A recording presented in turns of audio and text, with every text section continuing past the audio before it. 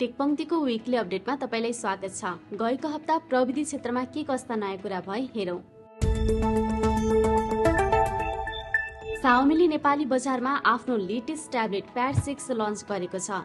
40,000 मूल्य पर्ने यो ट्याब्लेटमा 11 इन्चको डिस्प्ले, स्न्यापड्रागन 870, 144 हर्जको डिस्प्ले र 8840 mAh ब्याट्री लगायतको फिचर दिएको छ।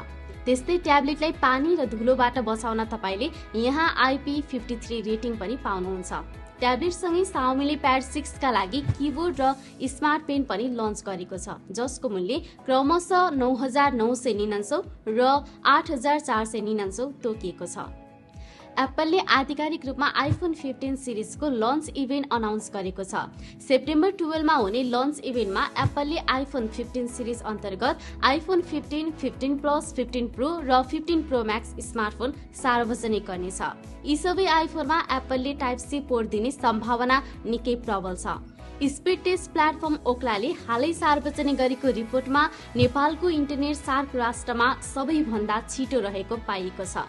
लामो समयसम्म पहिलो स्थानमा रहेको इन्डियालाई उछिन्दै नेपालले यो श्रेणी हात पार्न सफल भएको हो।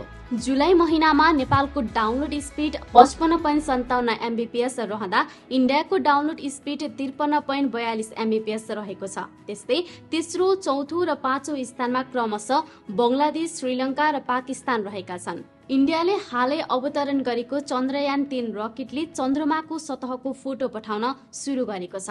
इन्डियन स्पेस एजेन्सी इसरोले हालै चन्द्रमाको सतहको फोटो सार्वजनिक गरेको छ, जहाँ रोभर हिँडेको बाटो पनि देख्न सकिन्छ। त्यस्तै रियलमीले हालै चाइनामा GT5 स्मार्टफोन सार्वजनिक गरेको छ।